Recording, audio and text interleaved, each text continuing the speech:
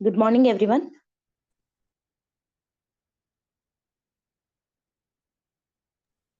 Good morning ma'am. Good morning. Last class లో ఎంతవరకు discuss చేసుకున్నాం మనము అడ్వెంట్ ఆఫ్ యూరోపియన్స్ లో reasons for the decline of Mughal complete అయిపోయింది కదా. Yes ma'am.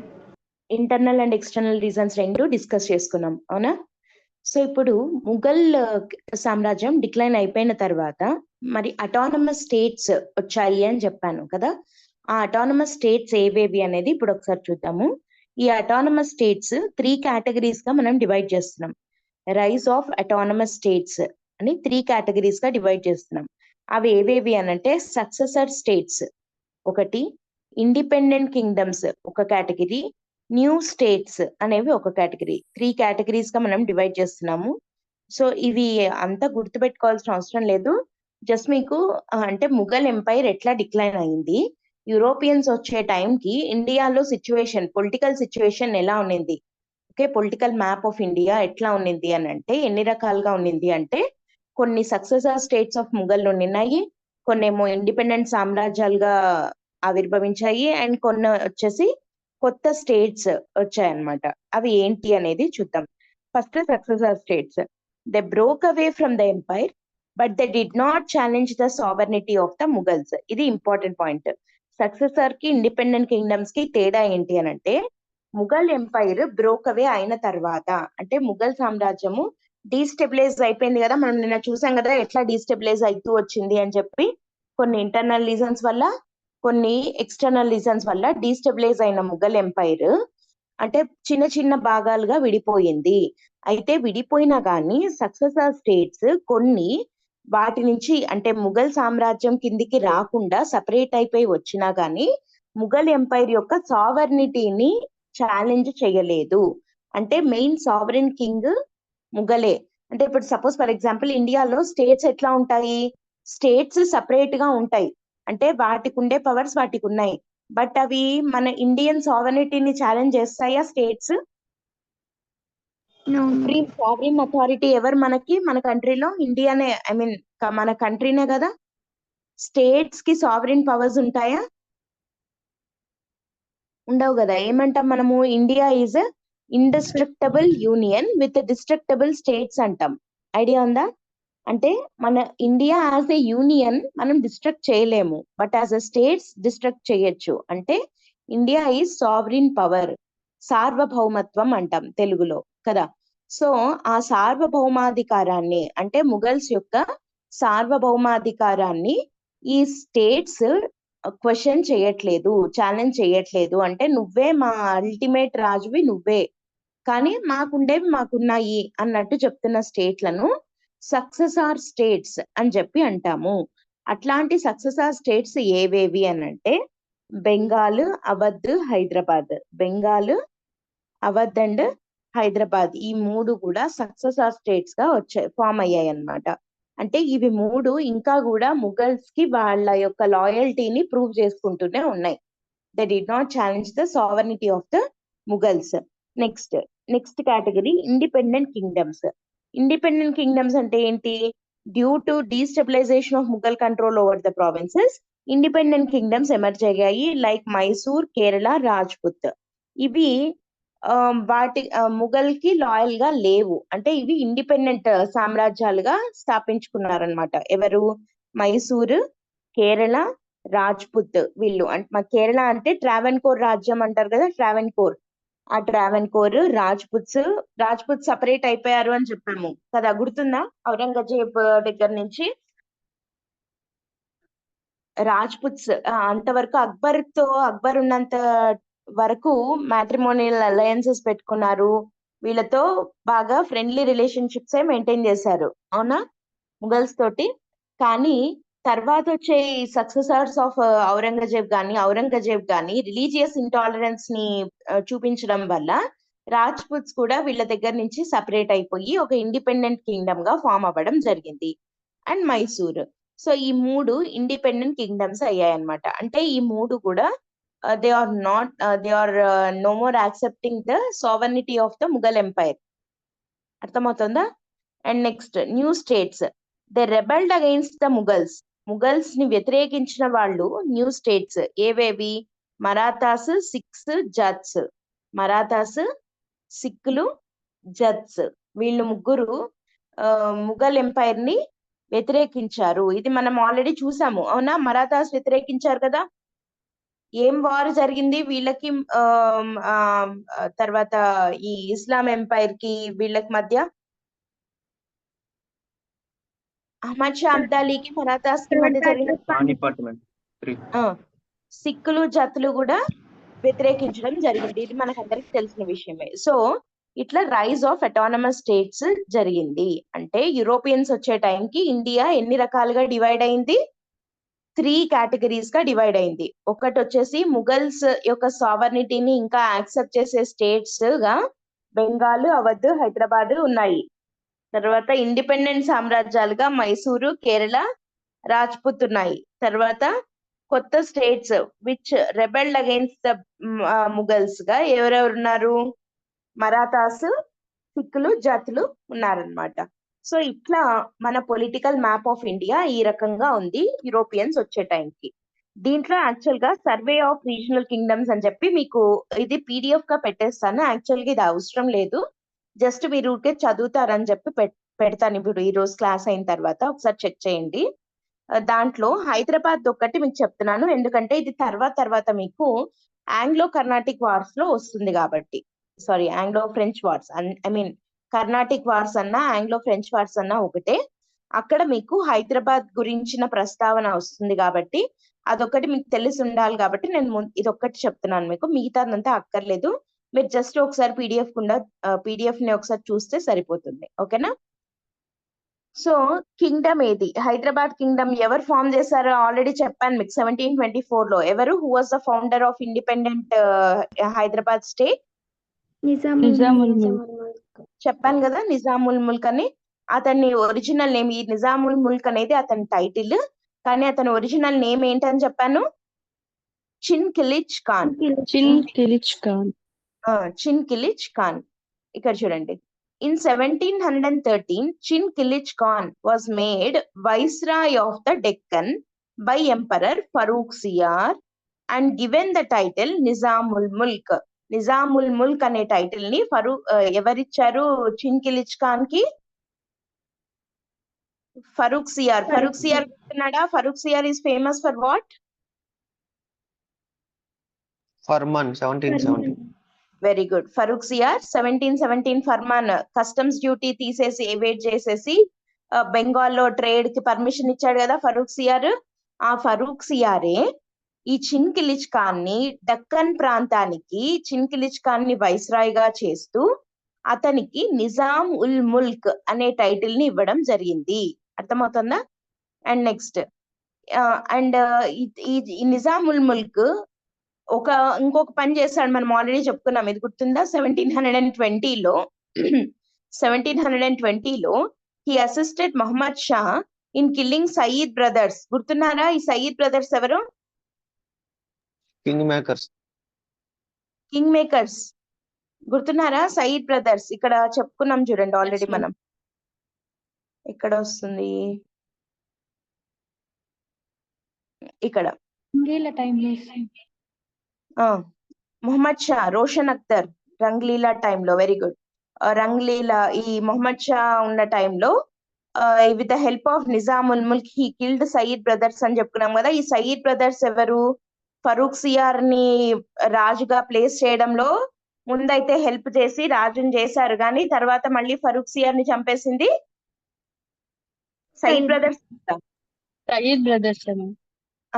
సో ఇప్పుడు ఆ ఫరూక్ సియారే నిజాముల్ ముల్క్ ను వైస్రాయ్ ఆఫ్ డెక్కన్ చేశాడు కాబట్టి మేబీ అతని లాయల్టీని ప్రూవ్ చేసుకోవడం కోసము ఆ ఫరూక్ సియార్ ని చంపిన వాళ్ళని చంపాలి అన్నట్టు 1720లో మొహమ్మద్ షా అని ఫరూక్ సియార్ తర్వాత రాజైన మొహమ్మద్ షా కి హెల్ప్ చేస్తూ సయీద్ బ్రదర్స్ ని చంపడంలో హెల్ప్ చేశాడు ఈ చిన్ కిలిచ్ ఖాన్.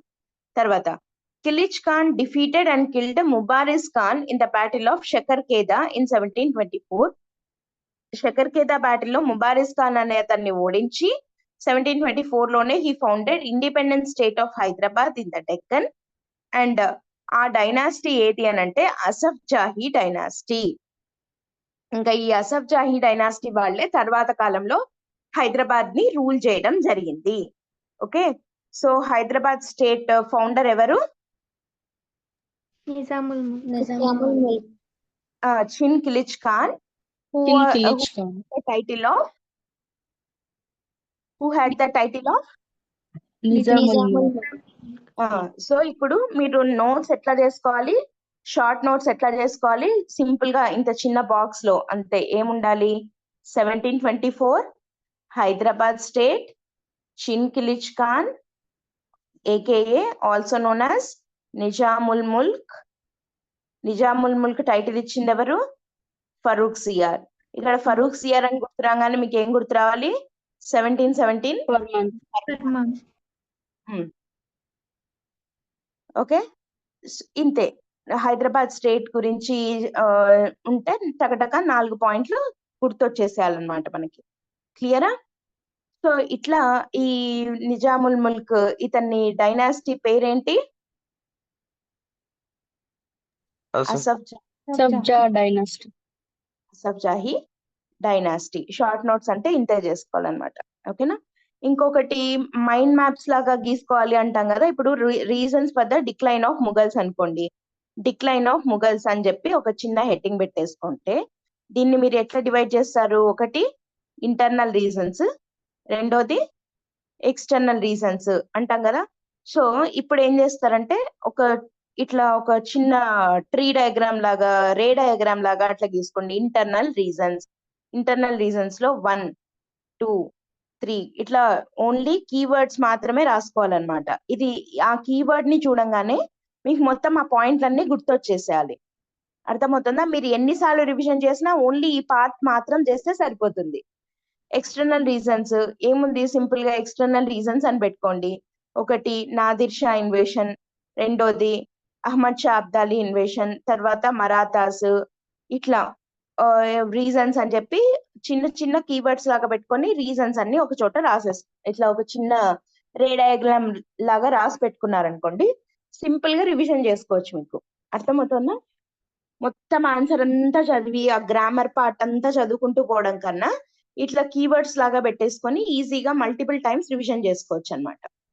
మొత్తం మీకు అప్పుడు ఈ యూనిట్ అంతా, అడ్వెంట్ ఆఫ్ యూరోపియన్స్ యూనిట్ అంతా కలిపి ఒక 2 pages లో నోట్స్ అయిపోతుంది.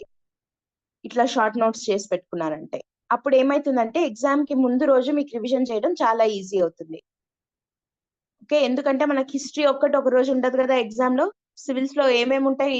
హిస్టరీ పేపర్ తో పాటు మోడర్న్ ఇండియాతో పాటు modern India, culture, geography, society అన్ని కలిపి ఒక పేపర్ కదా. అవునా కాదా? మెయిన్స్ పాయింట్ ఆఫ్ వ్యూలో చెప్తున్నాను నేను. Yes madam. GS1. GS1 అంతా. GS1 లో మోడర్న్ ఇండియా, కల్చర్, జాగ్రఫీ, దాంట్లో మళ్ళీ Indian geography, world geography, society అన్ని కలిపి ఉంటాయి కదా ఒక దాంట్లో. అది మార్నింగ్. మళ్ళీ ఆఫ్టర్నూన్ GS2 ఉంటది. సో మీరు ఎన్ని బుక్లను చదువుతారు?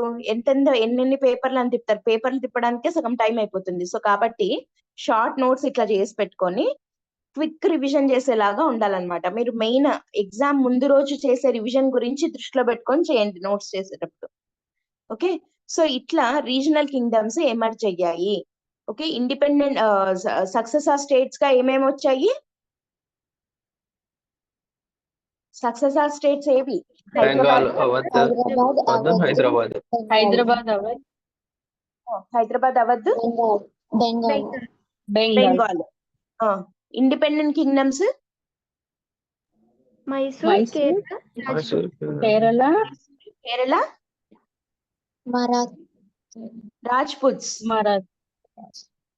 రాజ్పుట్స్. తర్వాత న్యూ స్టేట్స్ గా ఎమర్జ్ అయినవేవి? మరాఠాస్, సిక్కులు, జాట్లు కదా. సో ఇట్లా వచ్చాయి. అయితే ఇంకిప్పుడు మనం అసలు టాపిక్ లోకి వెళ్తున్నాము. That is advent of Europeans to India. ఇప్పుడు ఇంకొకరు ఎట్లా వస్తున్నారు? మనం ఏంటంటే ఇప్పటి వరకు ఏం చేసాము? Now the stage has been set. ఇప్పుడు వాళ్ళు వచ్చేసరికి మన ఇండియా పరిస్థితి ఎట్లా ఉంది అన్నది ఈ 3 days గా మనం డిస్కస్ చేసాం. అయితే ఇప్పుడు యూరోపియన్స్ ఒక్కొక్కరు ఇండియాలోకి రావడం స్టార్ట్ అయింది. వచ్చినప్పుడు ఎవరెవరు వచ్చారు, ఫస్ట్ వచ్చిండేది ఎవరు, అసలు ఫస్ట్ వాళ్ళు అసలు ఎందుకు వచ్చారు, అదంతా ఇప్పుడు డిస్కస్ చేద్దాం. ఓకేనా? ఈ రీజనల్ కింగ్డమ్స్ సంబంధించి ఈ టేబుల్ అంతా మీకు పీడిఎఫ్ పెట్టేస్తాను, ఒకసారి చూడండి. బట్ యాక్చువల్ గా అయితే మీకు ఇది అక్కర్లేదు, సిలబస్ లో లేనిది, సంబంధం లేనిది అది. ఓకేనా? సో ఇప్పుడు అడ్వెంట్ ఆఫ్ యూరోపియన్స్ స్టార్ట్ చేసుకుందాం. ఇవి బ్యాటిల్స్ ఆఫ్ పానిపట్టే, ఇవి కూడా మీకు చెప్పేశాను ఆల్రెడీ.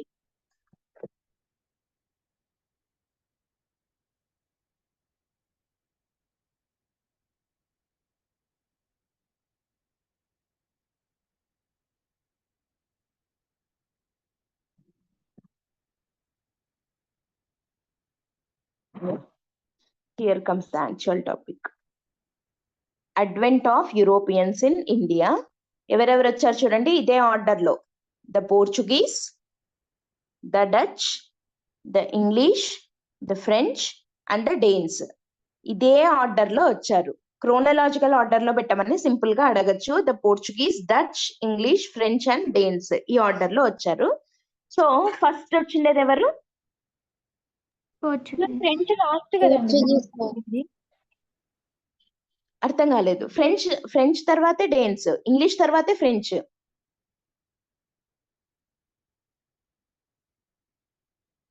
డచ్ తర్వాత ఇంగ్లీష్ అమ్మా, ఇంగ్లీష్ తర్వాత French.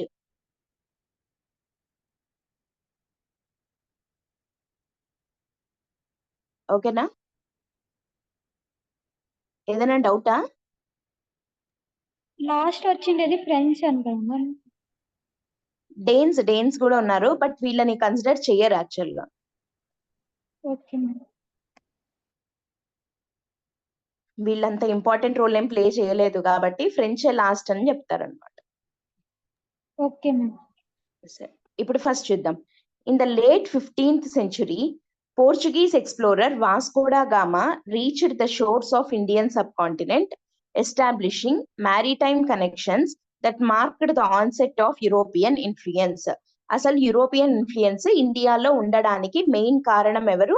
Portuguese explorer Vasco da Gama, who reached the shores of Indian subcontinent. Okay, late 15th century లో. లేట్ 15th century అని అంటే 1450s తర్వాత. లేట్ అంటే second half of 15th century అంటే 1450 తర్వాత అని కదా. సో అప్పుడు Portuguese explorer Vasco da Gama ఇండియాకి రావడం తోటి యూరోపియన్స్ కి ఇండియాకి మధ్య ఉన్న మారిటైమ్ కనెక్షన్స్ ఎస్టాబ్లిష్ అయ్యాయి. ఓకే, ఆ తర్వాత subsequent expeditions by other European powers including Dutch, English and French intensified this engagement, leading to competition for trade dominance and territorial control.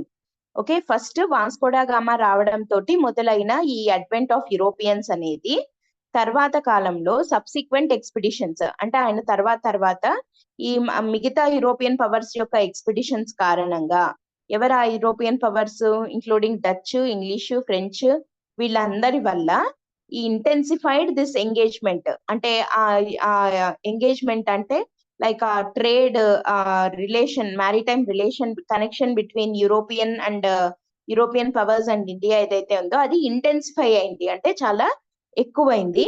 And దాని వల్ల ఏమైంది?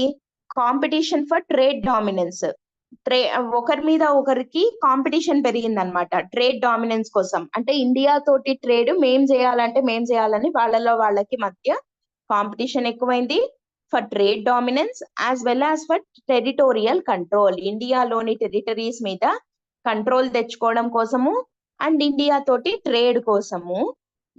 ఎవరెవరి మధ్య కాంపిటీషన్ ఎక్కువైంది? Portuguese, Dutch, English and French. అయితే ఇదంతా మొదలైండేది ఎవరి వల్ల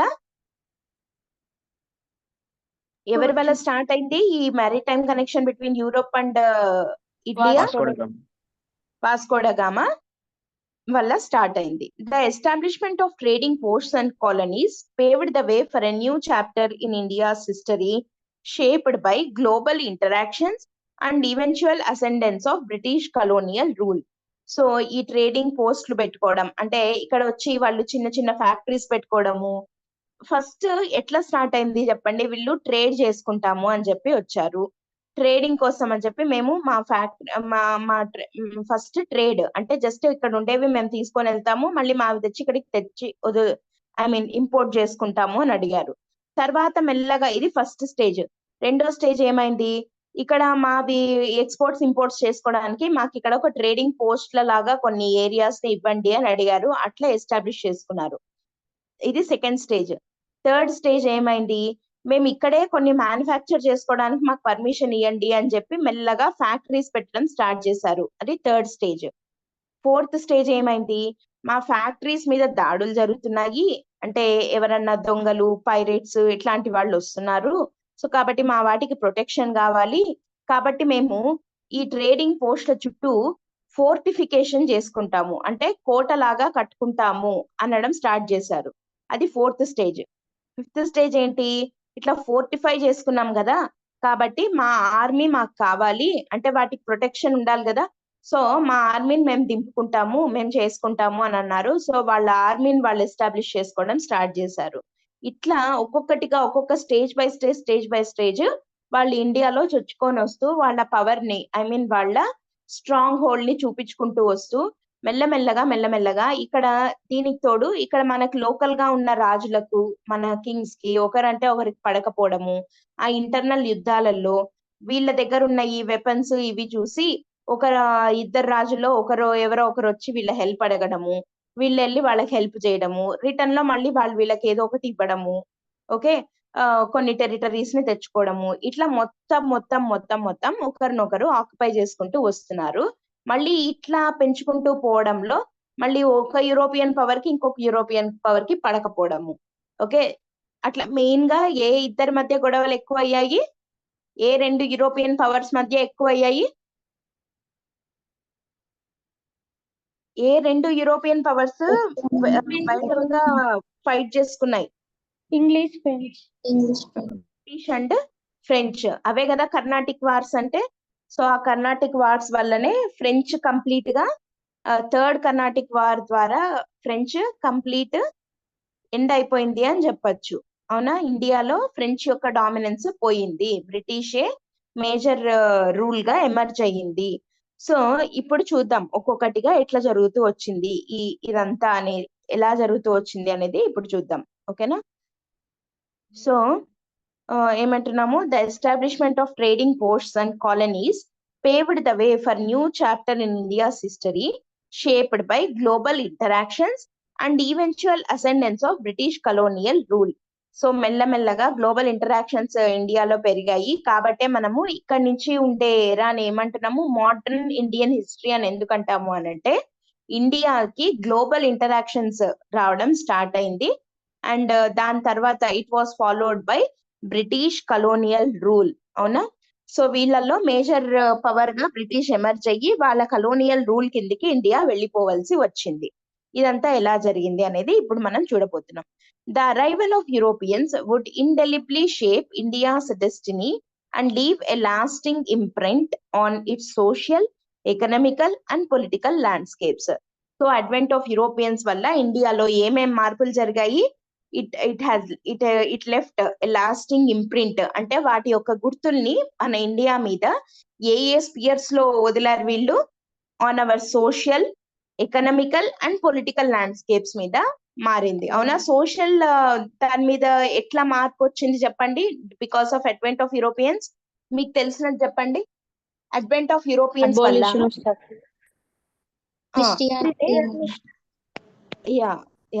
అబాలిషన్ ఆఫ్ సతీ, అట్లా ఒక్కొక్కటిగా అని కాకుండా జనరల్ గా మనం ఏం చెప్పొచ్చు, సోషల్ రీఫార్మ్స్ వచ్చాయి అనొచ్చా సింపుల్ గా.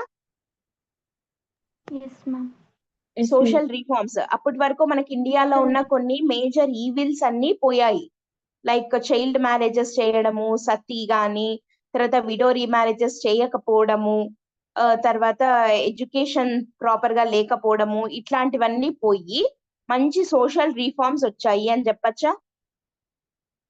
అండ్ ఇంకోటి ఏం చెప్పచ్చు, క్రిస్టియానిటీ స్టార్ట్ అయింది అని చెప్పచ్చా.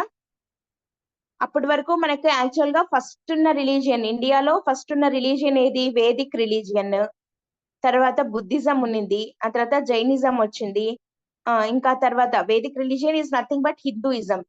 హిందూయిజం, బుద్ధిజం, జైనిజం మాత్రమే ఇండియాలో ఉన్నాయి. తర్వాత మనకి మిడివల్ ఇస్లాం. ఇండియా వచ్చేసరికి అడ్వెంట్ ఆఫ్ ఇస్లాం అయింది. దానివల్ల ఇస్లాం కూడా ఇండియాలో ఒక రిలీజియన్ అయింది. ఆ తర్వాత అడ్వెంట్ ఆఫ్ యూరోపియన్స్ వల్ల ఏమొచ్చింది? క్రిస్టియానిటీ ఇండియా అయింది కదా. సో ఇవి సోషల్ లో వచ్చిన మార్పులు అని చెప్పొచ్చు. అండ్ ఈ క్రిస్టియానిటీ వల్ల ఏం జరిగింది? క్రిస్టియన్ మిషనరీస్ వచ్చాయి క్రిస్టియానిటీని స్ప్రెడ్ చేయడానికి ఇండియాలోకి. అవునా? క్రిస్టియన్ మిషనరీస్ వల్ల ఏం జరిగింది? ఎడ్యుకేషన్ చాలా బాగా ఇంప్రూవ్ అయ్యింది. Education particularly English education, western education ని ఇండియాలో స్ప్రెడ్ చేసిండేది క్రిస్టియన్ మిషనరీసే. అవునా? సో ఇవన్నీ సొసైటీ కింద చెప్పొచ్చు. అండ్ ఎకానమీ పరంగా ఏమేం జరిగాయి? ఎకానమీ పరంగా కొన్ని బెనిఫిట్స్ వచ్చాయి, కొన్ని నష్టాలు వచ్చాయి కదా. Because of advent of Europeans Indian ఎకానమీకి కొన్ని లాభాలు జరిగాయి, కొన్ని నష్టాలు జరిగాయి. నష్టాలు ఏంటి? హ్యాండీక్రాఫ్ట్స్ అనేవి లేకుండా పోయినాయి. సింపుల్ గా చెప్పాలంటే మన డ్రైన్ ఆఫ్ వెల్త్ అంటే ఏంటి? మన సంపద అంతా దోచుకొని వెళ్ళడం. డ్రైన్ థియరీ అని చెప్పి దాదాబాయి నౌరోజీ ప్రపోజ్ చేయడం జరిగింది కదా. సో డ్రైన్ థియరీ అంటే ఏంటి? దాదాబాయి నౌరోజీ ఏం చెప్పారు దాంట్లో? మన ఇండియాలో ఉన్న వెల్త్ అంతా కూడా డ్రైన్ అవుట్ అయిపోతోంది. ఎందుకు అని అంటే వీళ్ళకి ఇచ్చిన ఫర్మాన్స్ వీటి వల్ల మనకు లైక్ ఏమంటారు, కస్టమ్స్ ఫ్రీ ఎక్స్పోర్ట్స్ చేయడము, ఇంపోర్ట్స్ చేసుకోవడము, వీటి వల్ల ఏమవుతోంది? Cheap goods were dumped into India. దాని వల్ల మన హ్యాండ్ మేడ్ గూడ్స్, మన హ్యాండీక్రాఫ్ట్స్ ఇండస్ట్రీ కానీ, మన అగ్రికల్చర్ కానీ, అగ్రికల్చర్ ఎట్లా దెబ్బతినింది? వీళ్ళకేమో ప్రింటింగ్ ప్రెస్ ఉంది. సో ఆ ప్రింటింగ్ ప్రెస్ కి ఏం కావాలి? వీళ్ళకి ఇంక్ కావాలి. ఇంక్ కావాలి అంటే నీలి మందు అంటారు కదా, అది కావాలన్నమాట. సో దానికోసం అని చెప్పి ఇండిగో కల్టివేషన్ చేయించేవాళ్ళు ఇండియాలో. ఏం కల్టివేషన్? ఇండిగో అనే క్రాప్. ఇండిగో అంటే బ్లూ అంటారు చూడండి, నీలి మందు అంటామే అది. ఆ ఇండిగో కల్టివేషన్ ఇండియాలో చేయించేవాళ్ళు. ఓకే. సో ఆ ఇండిగో కల్టివేషన్ ని కంపల్సరీగా చెయ్యాలి అని ఫార్మర్స్ ని ఫోర్స్ చేయడం వల్ల ఏమైందంటే ఫుడ్ క్రాప్స్ తగ్గిపోయాయి. ఫుడ్ క్రాప్స్ అంటే మన మామూలుగా మన ఫుడ్ కోసం పండే లైక్ రైస్, వీట్ ఇట్లాంటివి తగ్గిపోయి వాటి ప్లేస్ లో ఇండిగో కల్టివేషన్ చేయడం వల్ల ఏమైందంటే స్టార్వేషన్, ఎక్కువగా కరువులు రావడము, చాలా మంది లైక్ మనుషులు చనిపోవడము, తర్వాత పంటలు దెబ్బతిండము, భూమి పాడైపోవడము. అండ్ వీళ్ళు అగ్రికల్చర్ మీద ఎక్కువగా అంటే రెవెన్యూ కలెక్షన్ మీద పెట్టిన ఫోకస్ అగ్రికల్చర్ డెవలప్మెంట్ మీద పెట్టలేదన్నమాట. సో ఈ అన్ని రీజన్స్ వల్ల ఎకానమీ పరంగా మనం చాలా లాస్ అయ్యాము. కానీ బెనిఫిట్ ఏ రకంగా అయ్యాము అని చెప్పొచ్చు అని అంటే with like for example with introduction of railways అనొచ్చా? రైల్వేస్ వచ్చింది వీళ్ళ వల్లే కదా. ఇండియా కొంచెం మెకనైజేషన్ అయింది వీళ్ళ వల్లే కదా, ఇండస్ట్రియలైజేషన్ అయ్యింది. సో అట్లా చూసుకుంటే కొన్ని బెనిఫిట్స్ కూడా ఉన్నాయి అని చెప్పొచ్చు. అవునా? అండ్ పొలిటికల్ ల్యాండ్స్కేప్స్ లో వచ్చిన మార్పులు ఏంటి చెప్పండి?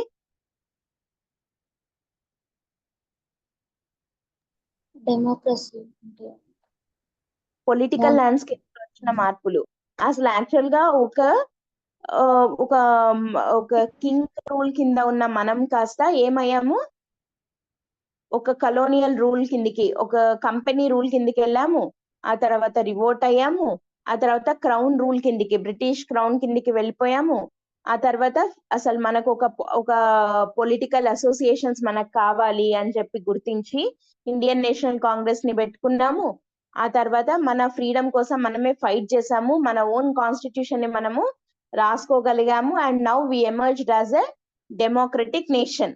అవునా? ఈ పొలిటికల్ ల్యాండ్స్కేప్ లో అంటే from autocracy to democracy India మారగలిగింది అని అంటే వీళ్ళ వల్లే అనొచ్చు. అవునా? అవునా కాదా? So arrival of Europeans would indelibly shape India's destiny and leave lasting imprint on its social, economical and political landscapes. ఇట్లే ఒక క్వశ్చన్ ఇచ్చి కామెంట్ అని అంటే ఇప్పుడు మనం చెప్పుకున్న పాయింట్స్ అన్ని మీరు ప్రాపర్ గా సైడ్ హెడ్డింగ్స్ పెట్టి రాయాలి. సోషల్ దాని మీద ఎట్లా ఇంపాక్ట్ ఉన్నింది, impact on society, impact on economy, impact on polity, Indian polity, అట్లా 3 సైడ్ హెడ్డింగ్స్ లాగా పెట్టేసి రాసేయండి. ఫస్ట్ మీరు ఆన్సర్ రాసేటప్పుడు ఎప్పుడైనా ఏం గుర్తుపెట్టుకోవాలి అని అంటే క్వశ్చన్ లో అడిగిన కీవర్డ్స్ ఏమున్నాయి అనేది గుర్తుపెట్టుకోండి. ఇప్పుడు ఇదే క్వశ్చన్ అనుకోండి, సోషల్ అని ఒకటి, ఎకనామిక్ అని ఒకటి, పొలిటికల్ అని ఒకటి, ఇట్లా 3 కీవర్డ్స్ ఉన్నాయి. సో క్వశ్చన్ లో అడుగుతున్న కీవర్డ్స్ మీకు ఆన్సర్ లో హైలైట్ అవుతూ కనపడాలి అక్కడక్కడ. అర్థమవుతుందా? అవే సైడ్ హెడ్డింగ్స్ గా కనపడాలన్నమాట. అప్పుడు ఏమవుతుంది అని అంటే కరెక్షన్ చేసే వాళ్ళకి అడిగిన క్వశ్చన్ నుండి మీరు డైవర్ట్ అవ్వలేదు, ఏదైతే అడిగారో మీరు అదే రాస్తున్నారు అనే ఇంప్రెషన్ ఎగ్జామినర్ కి కలుగుతుంది. ఎందుకంటే వాళ్ళకున్న చాలా లిమిటెడ్ ఆ 1 minute టైంలో మీరు వాళ్ళని ఇంప్రెస్ చేయాలి అని అంటే ఇట్లా మీరు ప్రాపర్ గా క్వశ్చన్ లో అడిగిన వర్డ్సే సైడ్ హెడ్డింగ్స్ గా పెట్టి రాస్తే మంచి ఇంప్రెషన్ వస్తుంది. ఓకే, అడిగిందే మొత్తం రాశారు అన్నట్టు తెలుస్తుంది అనమాట. అన్ని ఏరియాస్ ని అడ్రస్ చేశారు అనేది అర్థమవుతుంది. ఓకేనా? క్లియర్? అర్థమైందా? Yes ma'am. సో ఇప్పుడు చూద్దాం. ఫస్ట్ వచ్చిన యూరోపియన్ పవర్ ఏది ఇండియాకి? పోర్చుగీస్. పోర్చుగీస్. సో ఇప్పుడు మనం డిస్కస్ చేసుకోబోయేది the advent of the Portuguese ఎలా వచ్చారు ఏంటి అనేది చూద్దాం. The Portuguese arrival in India marked the beginning of the European colonialism in the subcontinent. కదా, మన ఇండియన్ సబ్ కాంటినెంట్ లో యూరోపియన్ కలోనియలిజం మొదలైంది అనడానికి గుర్తేంటి? పోర్చుగీస్ ఇండియాలోకి రావడం. Factors behind the Portuguese voyage to India. అసలు పోర్చుగీస్ ఇండియాకి ఎందుకు వచ్చారు అనేది ఇప్పుడు మనం చెప్తున్నాం. ఇది వెరీ ఇంపార్టెంట్, గుర్తుపెట్టుకోండి. After the decline of the Roman empire and the fall of Constantinople in 1453, the Arabs established dominance in Egypt and Persia, controlling the trade routes to India. Actual గా అసలు ఈ పోర్చుగీస్ ఇండియాకి ఎందుకు వచ్చారు? అంతవరకు రాని వాళ్ళు అప్పుడే ఎందుకు వచ్చారు అంటే 1450 లేట్ 15th centuryలో వచ్చారు అన్నాం కదా వాస్కో డ గామా. ఎందుకు అప్పుడే వచ్చాడు, అంతకు ముందు అంతా ఎందుకు రాలేదు అని అంటే దానికి ఒక రీజన్ ఉంది. అదేంటి అంటే decline of Roman empire. Okay, decline of Roman empire and the fall of Constantinople in 1453. ఏంటిది ఫాల్ ఆఫ్ కాన్స్టాంటినోపుల్? ఇదే మెయిన్ రీజన్. అసలు మన ఇక్కడ చూడండి, ఒక చోట జరిగే ఇన్సిడెంట్ ఇంకొక చోట ఎట్లా ఇన్ఫ్లుయెన్స్ చూపిస్తుంది అని అంటే అక్కడెక్కడో ఉండే కాన్స్టాంటినోపుల్ కూలిపోతే పడిపోతే ఇండియాలో మోడర్న్ ఇండియన్ హిస్టరీ ఎట్లా మొదలైంది అని అంటే చూడండి, దానికి దీనికి ఉన్న లింక్ ఏంటి అని అంటే యాక్చువల్ గా ఈ కాన్స్టాంటినోపుల్ అనేది ఏంటి అంటే ఇది కాన్స్టాంటైన్ అనే ఒక అతను 330 ADలో కట్టించిన ఒక సిటీ పేరు కాన్స్టాంటినోపుల్.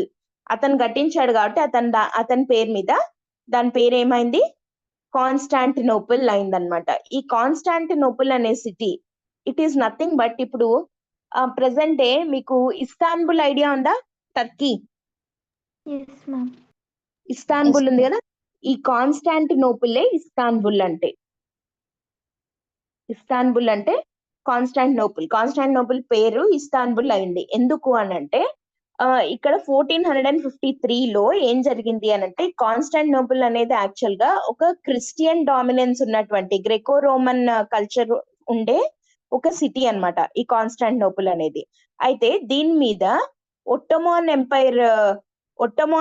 ఎంపైర్ అంటాం కదా ముస్లిమ్స్ ని, ఆ ఒట్టమాన్స్ యొక్క ఇన్వేషన్ జరిగింది. దీని మీద జరగడంతో ఈ Constantinople went under the control of Ottomans. Okay, వాళ్ళ డామినేషన్ లోకి వెళ్ళిపోయింది, అరబ్స్ కంట్రోల్ లోకి వెళ్ళిపోయింది అనమాట. సో ఈ కాన్స్టాంటినోపుల్ అనేది ఇట్ వాస్ స్ట్రాటజికల్లీ లొకేటెడ్. ఎట్లా అంటే అది యూరోప్ కి ఏషియాకి మధ్య ఉండే ఇంపార్టెంట్ ట్రేడ్ లింక్ అన్నమాట. ఓకే, యూరోపియన్ కంట్రీస్ కి ఇంకా ఏషియాకి మధ్య ఉండే ఒక ఇంపార్టెంట్ ట్రేడ్ లింక్ లాగా అది ఉన్నింది, ఈ కాన్స్టాంటినోపుల్ అనేది ఉన్నింది. అయితే ఈ కాన్స్టాంటినోపుల్ ఇప్పుడు వీళ్ళ కంట్రోల్లోకి వెళ్ళిపోవడం తోటి Arabs established dominance in Egypt and Persia controlling the trade routes to India. అంటే ఈ యూరోపియన్ కంట్రీస్ కి ఏషియాకు ఉండే ఈ ట్రేడ్ రూట్ ని లింక్ లేకుండా చేయడం జరిగింది. అర్థమవుతుందా? ఈ ట్రేడ్ రూట్ లేకుండా చేశారనమాట. సో ఈ ట్రేడ్ రూట్ లేకుండా చేయడం వల్ల ఈ యూరోపియన్ పవర్స్ సరే ఇది లేకుండా పోతే పోనీ మనము ఇండియాకి అంటే ఏషియన్ కంట్రీలో మేజర్ కంట్రీ ఇండియానే కదా, సో ఇప్పుడు ఇండియాకి మనం ట్రేడ్ రూట్ కోసం అని చెప్పి ఇంకో రూట్ ఎత్తుక్కుందాము అని అనుకున్నారు. ఎందుకంటే వీళ్ళకున్న ఇది పోయింది కాబట్టి. ఓకే, ఈ ట్రేడ్ రూట్ వీళ్ళ కంట్రోల్లోకి, అరబ్ కంట్రోల్లోకి వెళ్ళింది కాబట్టి ఇంకో ట్రేడ్ రూట్ వెతుక్కుందాము అన్న ఆలోచన ద్వారానే వాస్కోడా గామా ఎక్స్పిడిషన్ జరిగింది. ఆ వాస్కోడా గామా ఇండియాకి ట్రేడ్ రూట్ ని కనిపెట్టడం జరిగింది. అర్థమవుతుందా ఇప్పుడు మీకు చెప్పింది? Yes, ma'am. Okay, Yes, so how fall of Constantinople in 1453 led for modern Indian history ని ఎట్లా మార్క్ చేసింది? How it began the era of modern India? ఎందుకు స్టార్ట్ అయింది? దానికి దీనికి ఉన్న లింక్ ఏంటి చెప్పండి? Fall of Constantinople. Arabs Fall of dominance. Constantinople అయితే దానివల్ల ఏమైంది? Arabs established Arab dominance in the region. Arab dominance controlling in the the sea route of trade. Sea route వాళ్ళ కంట్రోల్లోకి పోయింది. సో ట్రేడ్ రూట్ వాళ్ళ కంట్రోల్లోకి పోయింది, అరబ్ కంట్రోల్లోకి. సో The కాబట్టి Europeans వీళ్ళు search for alternative. Alternative roots, ఆ ఆల్టర్నేటివ్ రూట్స్ ని సెర్చ్ చేయడంలో భాగంగానే ప్రిన్స్ హెన్రీ అనే అతను వాస్కోడా గామాని పంపించడం జరిగింది, ఎక్స్ప్లోర్ చెయ్యి అని చెప్పి. అప్పుడు వాస్కోడా గామా ఇండియాకి కొత్త ట్రేడ్ రూట్ ని గుర్తించడం జరిగిందనమాట. ఓకేనా? So Europeans last the direct contact with India and the easy accessibility to Indian commodities. కాబట్టే స్పిరిట్ ఆఫ్ వోయేజ్ మొదలైంది. ఓకే, అదే ఇప్పుడు చూడబోతున్నాం. In the 15th century there was a growing eagerness in Europe for adventurous sea voyages to reach the east, driven by the spirit of Renaissance and advancements in shipbuilding and navigation. So వాళ్ళకి ఒక పక్క ఏమో ఆ trade routes పోయాయి, and దాంతో పాటు వాళ్ళకి అదే టైంకి షిప్ బిల్డింగ్ లో, నావిగేషన్ లో మంచి ఎక్స్పర్టైజ్ వచ్చిందనమాట ఆ టైంకే. సో కాబట్టి వాళ్ళకి ఈగర్నెస్ పెరిగింది, కొత్త రూట్స్ ని కనుక్కుందాము అని చెప్పి. సో దాంట్లో భాగంగానే ఇక్కడ యాక్చువల్ గా division of non Christian world ఇంకో రీజన్ కూడా ఏముంది అని అంటే, ట్రీటీ ఆఫ్ టార్డిసెల్లాస్ అని చెప్పి 1494 లో ఒకటి జరిగింది అనమాట. ఈ ట్రీటీ గురించి మీకు అంత డెప్త్ గా అక్కర్లేదు, ఇది యాక్చువల్ గా మనకు వరల్డ్ హిస్టరీలో వస్తుంది, అక్కడ కూడా ఇంపార్టెంట్ కాదు ఇది. సో ఈ ట్రీటీ ఆఫ్ టార్డిసెల్లాస్ అనేది ఏం చేసిందంటే, it divided the non Christian world between Portugal and Spain, granting the Portugal the eastern territories and Spain the western territories. So non Christian world ని పోర్చుగల్ కి అంటే ఇప్పుడు క్రిస్టియన్ వరల్డ్ కాని దాన్ని అంటే లైక్ ఈ ఏషియన్ కంట్రీస్ వీటినన్నిటిని పోర్చుగల్, స్పెయిన్ రెండిటిగా పంచుకున్నాయి అన్నమాట. ఎట్లా పంచుకున్నాయి? పోర్చుగల్ కి వచ్చేసి ఈస్టర్న్ టెరిటరీస్, స్పెయిన్ కి వచ్చేసి వెస్టర్న్ టెరిటరీస్. అంటే ఈస్టర్న్ టెరిటరీస్ వైపు అంతా పోర్చుగల్ వాళ్ళు ఎక్స్పెడిషన్స్ చేసుకోవచ్చు, వెస్టర్న్ టెరిటరీస్ మీదంతా స్పెయిన్ వాళ్ళు ఎక్స్పెడిషన్స్ చేసుకోవచ్చు. సో పోర్చుగల్ కి ఈస్టర్న్ టెరిటరీస్ వచ్చింది కదా, కాబట్టి this set the stage for Portuguese incursions into the waters around India. So eastern territories వైపు పోర్చుగీస్ కి పర్మిషన్ ఇచ్చారు కాబట్టి ఎక్స్పెడిషన్స్ కోసము పోర్చుగీస్ వాళ్ళు ఇండియన్ వాటర్స్ వైపుగా, అంటే ఇటువైపు ఈస్టర్న్ సైడ్ కి, వాళ్ళకి మనం ఈస్ట్ కే కదా ఉంటాం, సో మన వైపుకి వాళ్ళు రావడానికి ద స్టేజ్ వాస్ సెట్ అన్నమాట. సో అట్లా ఎవరు వచ్చారు అంటే, ఫస్ట్ ద పోర్చుగీస్ గవర్నర్స్ లో ఫస్ట్ వచ్చిండేది ఎవరు? Vasco da gamma. యాక్చువల్ గా వాస్కోడా గామా గవర్నర్ లాగా చెప్పరు, ఈయనను వదిలేస్తే ఫస్ట్ గవర్నర్ ఎవరు అని అంటే మీరు ఎవరి పేరు చెప్పాలి అంటే ఫ్రాన్సిస్కో ది అల్మైదా అని చెప్పాలి. హి was appointed as the first governor of Portuguese, I mean first governor of India. Portuguese first governor ఇండియాలో ఎవరు అంటే ఫ్రాన్సిస్కో ది అల్మైదా. కానీ ఫస్ట్ ఇండియాకి వచ్చిన పోర్చుగీస్ ఎవరు?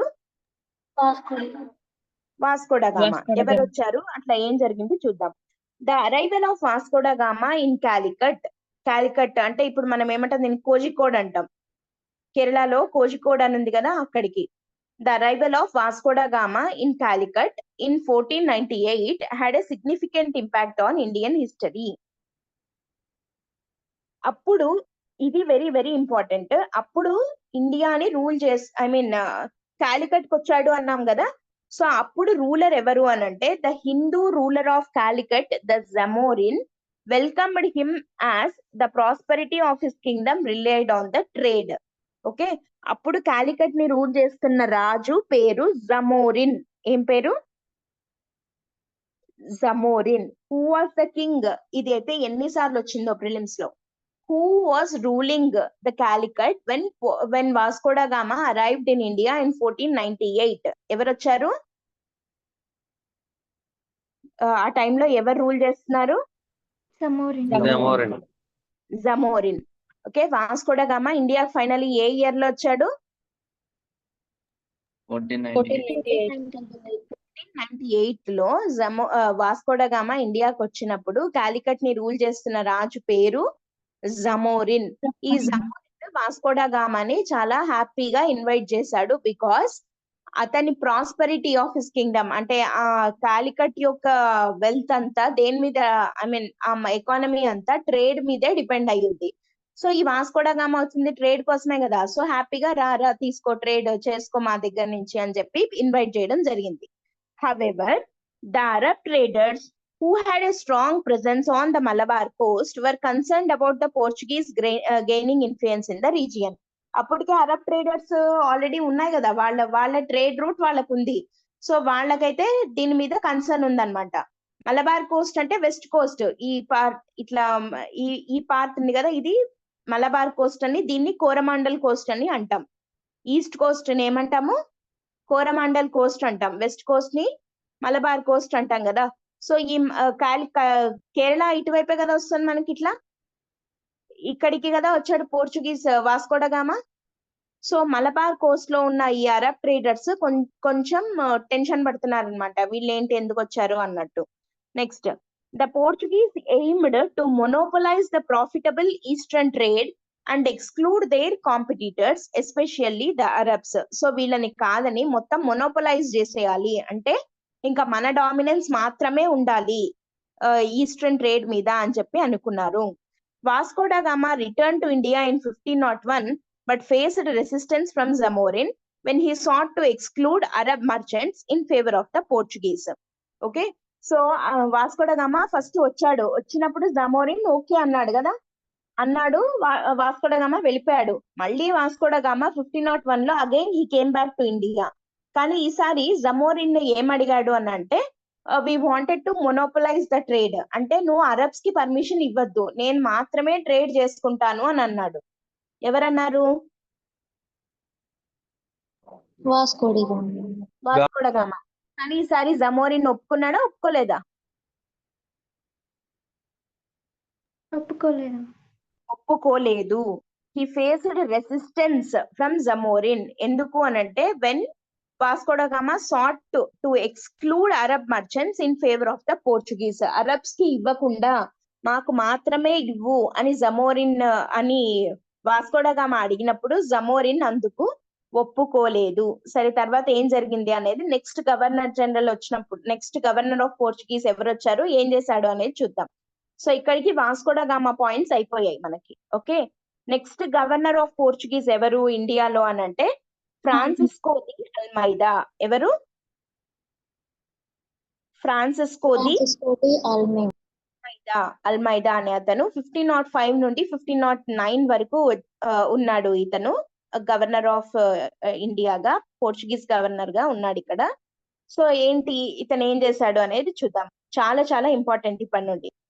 In 1505 Francisco de Almeida was appointed as the governor of India with the mission to consolidate Portuguese influence and destroy Muslim trade. A mission తోటి ఉన్నాడు ఇతను? To consolidate Portuguese influence and destroy, ఎవరి trade ని destroy చేయడానికి? Arab trade ని. So Muslim trade ని destroy చేస్తూ Portuguese influence ని కన్సాలిడేట్ చేసుకోవాలి అని అల్మైదా అనుకుంటూ ఉంటే, ఎవరు అపోజ్ చేస్తారు ఆబ్వియస్లీ ఇతన్ని? కదా, అవునా? అవునా కాదా?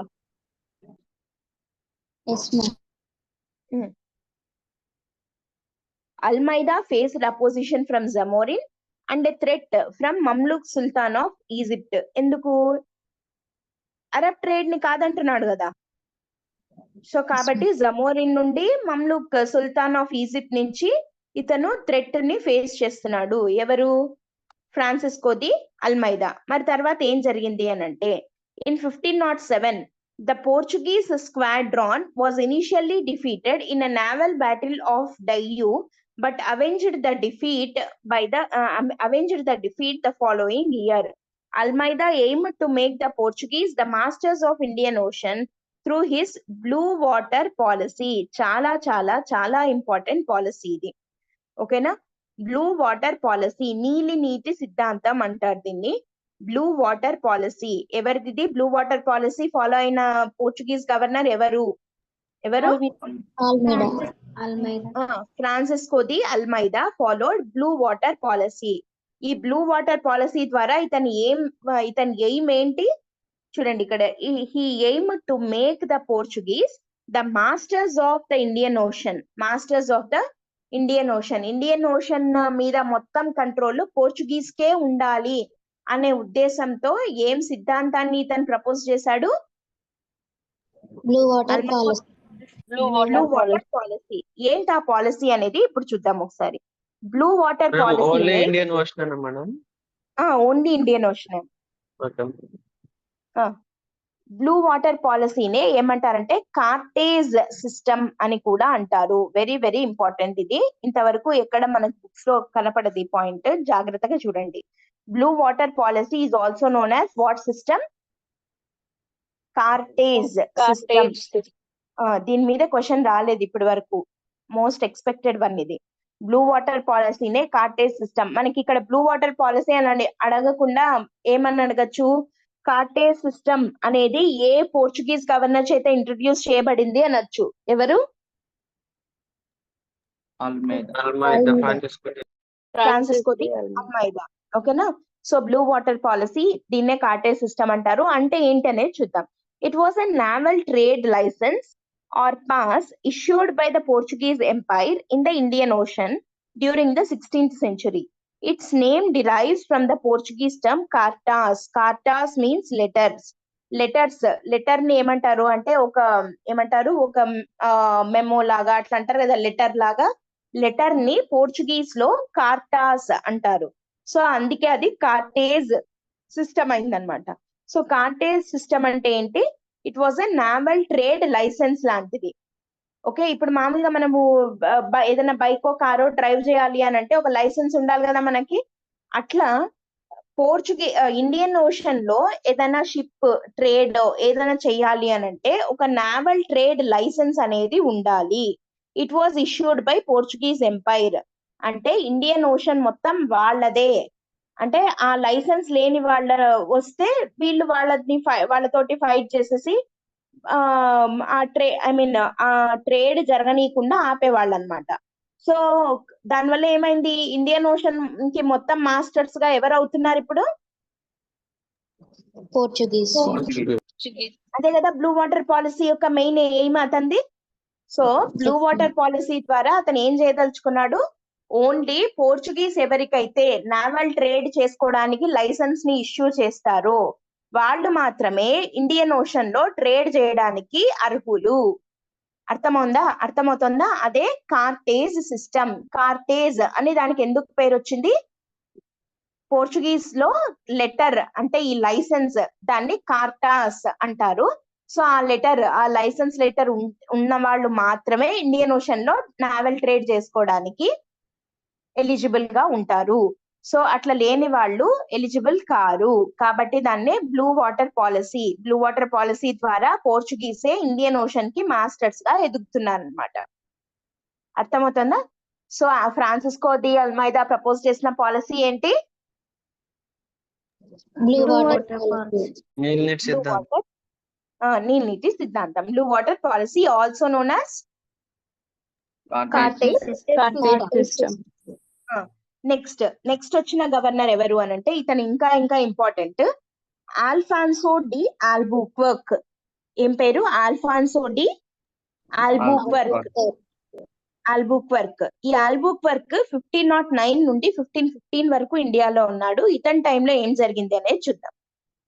Alfonso de Albuquerque succeeded Almeida and established Portuguese bases strategically overlooking the entrances to Indian Ocean. So ఇతను ఇండియాలో బేసెస్ ని ఏర్పాటు చేసుకోవడం స్టార్ట్ చేశాడు. ఓకే, ఆల్ఫాన్సో డి ఆల్బుక్వర్క్ ఇండియాలో బేసెస్ అంటే వాళ్ళ యొక్క ఏమంటారు టెరిటరీస్ లాగా మెల్లమెల్లగా ఎస్టాబ్లిష్ చేయడం స్టార్ట్ చేశాడు ఆల్ఫాన్సో డి ఆల్బుక్వర్క్. ఏం చేశాడు చూద్దాం. ఆల్బుక్వర్క్ introduced a permit system for other ships and exercised control over major shipbuilding centers. So వేరే షిప్స్ కి పర్మిషన్ ఇవ్వడం స్టార్ట్ చేసి షిప్ బిల్డింగ్ సెంటర్స్ మీద అతని కంట్రోల్ ని తెచ్చుకున్నాడు అనమాట. అండ్ ఇక్కడ వెరీ ఇంపార్టెంట్ పాయింట్ ఇతని టైం నుంచి చూడండి. Goa was acquired from Sultan of Bijapur in 1510, becoming the first Indian territory under European control since Alexander the Great. Alexander the Great occupy చేసుకున్నవి కాకుండా అది వదిలేస్తే first Indian territory that went under the European control ఏది అని అంటే ఏది first European control లోకి వెళ్ళిన టెరిటరీ ఇండియాది గోవా. గోవా. ఎప్పుడు 1510 లో సుల్తాన్ ఆఫ్ బీజాపూర్ కంట్రోల్లో ఉన్న గోవాని ఆల్ఫాన్సో డి ఆల్బుక్వర్క్ అతని కంట్రోల్లోకి తెచ్చుకున్నాడు. Albuquerque's rule also saw Portuguese men settling in India, establishing themselves as landlords, artisans, craftsmen and traders. ఇంకా చూడండి మెల్లమెల్లగా వాళ్ళ పోర్చుగీస్ మెన్ ని ఇండియాకి తీసుకొని రావడము, ఇక్కడే వాళ్ళు సెటిల్మెంట్స్ ఏర్పాటు చేసుకోవడము, ఇక్కడ లోకల్ గా ఉన్న వాళ్ళని పెళ్లిళ్ళు చేసుకోవడము. సో వాళ్ళ పాపులేషన్ ఇక్కడ పెరుగుతూ వస్తుంది అనమాట. So they are establishing themselves as landlords అంటే భూములు కొనడము, తర్వాత ఆర్టిసాన్స్ గా, తర్వాత క్రాఫ్ట్స్మెన్ గా, ట్రేడర్స్ గా ఇక్కడే సెటిల్ అవుతూ రావడం అనేది ఎవరి టైం నుండి స్టార్ట్ అయింది? ఏ పోర్చుగీస్ గవర్నర్ టైం నుండి స్టార్ట్ అయింది?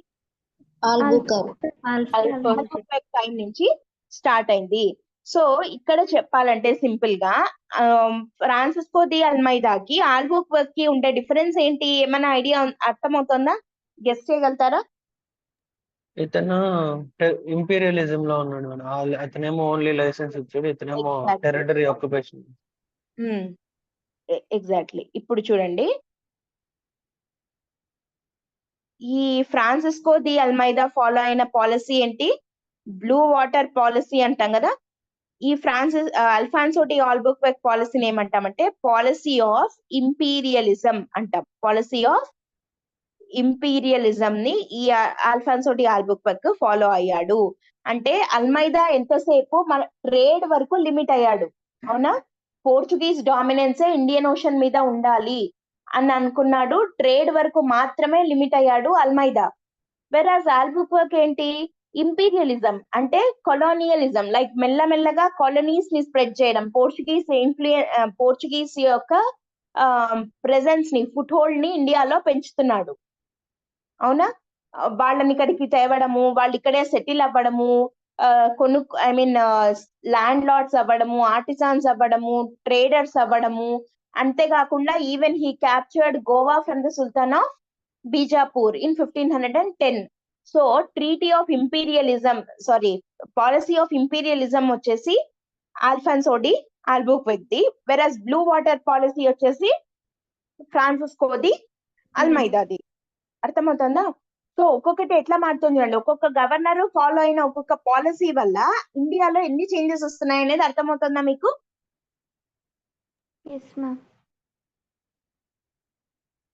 సో అది ఫస్ట్ వాస్కో డ గామా వచ్చి జస్ట్ రూట్ కనుక్కొని వెళ్ళిపోయాడు. తర్వాత అల్మైదా వచ్చి ఏమన్నాడు? ముస్లిమ్స్ కి పర్మిషన్ ఇవ్వద్దు, ఓన్లీ మాకు మాత్రమే కావాలి అని అల్మైదా అన్నాడు. అది బ్లూ వాటర్ పాలసీ. అందుకని కార్టేజ్ సిస్టమ్ ని తీసుకొని వచ్చాడు. తర్వాత వచ్చిన ఆల్బుక్వర్క్ ఏం చేశాడు? ఓన్లీ ట్రేడ్ మాత్రమే కాదు, మాకు ఇండియాలో ఉన్న టెరిటరీస్ కూడా కావాలి అన్నట్టు గోవాని ఆక్యుపై చేసుకున్నాడు. మెల్లమెల్లగా ఇక్కడే ల్యాండ్ లార్డ్స్ గా అట్లా సెటిల్ అవ్వడం కూడా స్టార్ట్ అయింది ఈయన టైంలోనే. And very important point is Alfonso de Albuquerque దాంట్లో వెరీ వెరీ ఇంపార్టెంట్ పాయింట్ ఏంటి అని అంటే, an interesting feature of his rule was abolition of sati. అతను అప్పట్లోనే సతీని అబాలిష్ చేయడం జరిగింది. ఓకేనా? అతని టెరిటరీ వరకు అంటే లైక్ ఆ గోవా ఆ ప్రాంతంలో మాత్రము సతీ వాజ్ అబాలిష్డ్. అర్థమవుతుందా? Yes ma'am. Yes, ma'am. Next వచ్చిన పోర్చుగీస్ రీజనల్ గవర్నర్ కదా పేరు మేడం, సతీ అబాలిషన్ రీజనల్. అర్థం కాలేదు. ఆ రీజన్ వాటికి సతీ అబాలిషన్ జరిగింది. ఆ రీజియన్ వరకు ఆ. మాత్రమే. Okay. నాకు రీజన్ అన్నట్టు వినపడింది. రీజియన్, ఆ ప్రాంతం వరకు మాత్రమే సతీ వాజ్ అబాలిష్డ్. మళ్ళీ all over the India abolish అయింది అది బ్రిటిష్ టైంలో కదా. అబాలిషన్ ఆఫ్ సతీ జరిగింది. నెక్స్ట్ వచ్చేసి నెక్స్ట్ పోర్చుగీస్ గవర్నర్ ఎవరు అంటే నినోడా కున్హా. నెక్స్ట్ అతని పేరేంటి? ఆల్బుక్వెర్క్ తర్వాత ఎవరు వచ్చారు? నినోడా కున్హా. 1529 నుండి 1538 వరకు ఉన్నాడు ఇతను. He moved the head quarters from Cochin to Goa. అప్పటి వరకు వీళ్ళు ఫస్ట్ కొచ్చిన్ కే కదా వచ్చింది. వాస్కోడా గామా కోజికోడ్ కొచ్చిన్ కదా, అక్కడ వాళ్ళ హెడ్ క్వార్టర్స్ ఉండింది. ఆ తర్వాత ఆల్బుక్వెర్క్ టైంలో గోవాను ఆక్యుపై చేసుకున్నారు కదా. సో కాబట్టి హెడ్ క్వార్టర్స్ ని కొచ్చిన్ నుండి గోవాకి షిఫ్ట్ చేసేసాడు నినోడా కున్హా. ఓకే, తర్వాత the Portuguese secured the island of Bassein. Salsette Bassein అని అంటారు, చాలా ఇంపార్టెంట్ ఐలాండ్ అన్నమాట ఇది, Bassein, and its dependencies from Bahadur Shah of Gujarat in 1534. But their relations soared after Humayun withdrew from Gujarat, leading to a confrontation in which Bahadur Shah was killed by the Portuguese in 1537. Gujarat రాజు బహదూర్ షా దగ్గర నుండి basin అనే island ని ఇతని కంట్రోల్లోకి తీసుకున్నాడు 1534 లో. Okay, ఆ తర్వాత జరిగిన యుద్ధంలో బహదూర్ షాని పోర్చుగీసే చంపేయాల్సి వచ్చింది 1537 లో. Okay, additionally Ninoda Kunha attempted to increase Portuguese influence in Bengal by settling many Portuguese nationals there with Hooghly as their headquarters. నినోడా Cunha ఇంకెక్కడ ఎస్టాబ్లిష్ చేశాడు? ఇప్పుడు వరకు వెస్ట్ వైపే ఉన్నారు కదా వీళ్ళు మొత్తము, ఇక్కడ వెస్టే ఉన్నారు. కొచ్చిన్ కాదంటే గోవాకి షిఫ్ట్ అయ్యాడు. కానీ ఈసారి ఇతను ఏం చేశాడు? బెంగాల్కి వెళ్ళాడు, ఈస్ట్ వైపు. బెంగాల్లో వాళ్ళ రూల్ ని ఎస్టాబ్లిష్ చేయాలి అని అనుకొని బెంగాల్ హెడ్ క్వార్టర్స్ గా పోర్చుగీస్ నేషనల్స్ ని అక్కడ సెటిల్ అయ్యేలాగా చేయడం జరిగింది. కానీ he was not successful. Portuguese decline అయ్యారు. అర్థమవుతుందా? ఫస్ట్ ఇప్పుడు చెప్పండి ఒకసారి. ఫస్ట్ వాస్కోడా గామా వచ్చాడు 1498. ఎవరు వచ్చారు? వాస్కోడా గామా వచ్చాడు. ఎందుకు వచ్చాడు? Constantinople, fall of Constantinople in 1453 అయ్యింది. సో ట్రేడ్ రూట్లు పోయాయి. సో ఆల్టర్నేట్ రూట్స్ ఎతకడంలో భాగంగా వాస్కోడా గామా ఇండియాకి ట్రేడ్ రూట్ ని ఐడెంటిఫై చేశాడు. And he reached Calicut in 1498. At that time Zamorin was the king of Calicut. ఇతన్ని హ్యాపీగా ఇన్వైట్ చేశాడు. సో వచ్చాడు, ట్రేడ్ చేసుకుంటామన్నాడు, ఓకే అన్నాడు, వెళ్ళిపోయి మళ్ళీ 1501 లో వచ్చి ఏమన్నాడు? నువ్వు అరబ్ ట్రేడర్స్ కి ఇవ్వద్దు, ఓన్లీ మాకే ఇవ్వాలి అన్నాడు. దానికి జమోరిన్ ఒప్పుకోలేదు. ఆ తర్వాత వాస్కోడా గామా టైం అయిపోయింది. నెక్స్ట్ వచ్చిండేది ఎవరు? అల్మైడా వచ్చాడు. అల్మైడా వచ్చి ఏం పాలసీ పెట్టాడు? బ్లూ వాటర్ పాలసీ ద్వారా ఓన్లీ పోర్చుగీస్ ట్రేడర్స్ కే ఇండియన్ ఓషన్ మీద ఫుల్ మాస్టర్షిప్ ఉండాలి, వాళ్ళ కంట్రోల్ మాత్రమే ఉండాలి అని అన్నాడు. ఫైనల్ గా దాంట్లో సక్సీడ్ అయ్యాడు. తర్వాత థర్డ్ వచ్చిండేది ఎవరు? ఆల్బుక్వెర్క్. ఆల్ఫాన్సో డి ఆల్బుక్వెర్క్ ఫాలో అయిన పాలసీ ఏంటి? Policy of imperialism. ఎవరి దగ్గర నుండి ఏం ఆక్యుపై చేసుకున్నాడు? ఏ ఇయర్ లో? Goa. Occupied Goa from Sultan of Bijapur. Very good. 1510 లో Goa was occupied by Alfonso de Albuquerque in 1510 కదా. అండ్ ఆ తర్వాత మెల్లగా ఇతను ఏం చేశాడు? ల్యాండ్ లార్డ్స్ గా, తర్వాత ట్రేడర్స్ గా, ఆర్టిసన్స్ గా యూరోపియన్స్ అందరూ ఇతని టైంలోనే ఇండియాలో సెటిల్ అవ్వడం స్టార్ట్ అయింది. నెక్స్ట్ ఇతని తర్వాత థర్డ్ వచ్చిండేది ఎవరు? ఆల్బుక్వెర్క్ థర్డ్ వచ్చాడు. సారీ, ఫోర్త్ వచ్చిండేది ఎవరు? నినోడా కున్హా. నినోడా కున్హా వచ్చి రావడం ఏం చేశాడు? హెడ్ క్వార్టర్స్ ని కొచ్చిన్ నుండి గోవాకి షిఫ్ట్ చేశాడు. అంతకు ముందు గోవా తెచ్చుకున్నారు కదా ఆల్బుక్వెర్క్ టైంలో, కాబట్టి నినోడా కున్హా టైంలో గోవాకి head quarters was shifted. And ఆ తర్వాత ఇంకేం చేశాడు ఇతను? ఏం ఆక్యుపై చేశాడు? బేసిన్ కూడా ఇతని కంట్రోల్ లోకి తెచ్చుకున్నాడు ఫ్రమ్ బహదూర్ షా ఆఫ్ గుజరాత్. ఆ తర్వాత బెంగాల్లో కూడా సెటిల్మెంట్ పెట్టాలి, అక్కడ కూడా వీళ్ళ స్ట్రాంగ్ హోల్డ్ తెచ్చుకోవాలి అని అనుకున్నారు. వెస్ట్ అయిపోయి ఈస్ట్ కి వెళ్ళారు కదా. సో ఇట్లా పోర్చుగీస్ గవర్నర్స్ ఒక్కొక్కరు ఇండియాకి వచ్చి వాళ్ళ వాళ్ళ పాలసీస్ ద్వారా ఇండియాలో కొన్ని మార్పులు చేర్పులు చేయడం జరిగింది. కానీ Portuguese were not successful in establishing their control over India. ఆ reasons for the decline of Portuguese ఏంటి, అండ్ పోర్చుగీస్ తర్వాత వచ్చిన యూరోపియన్ పవర్ డచ్. సో ఇవి రెండు decline reasons for the decline of Portuguese and advent of Dutch into India రేపు మనం class లో discuss చేద్దాం. ఓకేనా? Okay ma'am.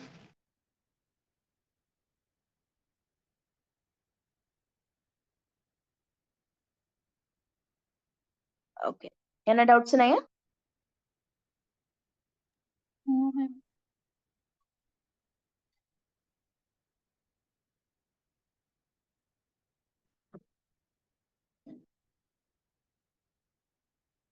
Okay, maps. Okay, map పెట్టి చూపిస్తాను. ఓకేనా? సరే అయితే I'm ending the meeting. Bye.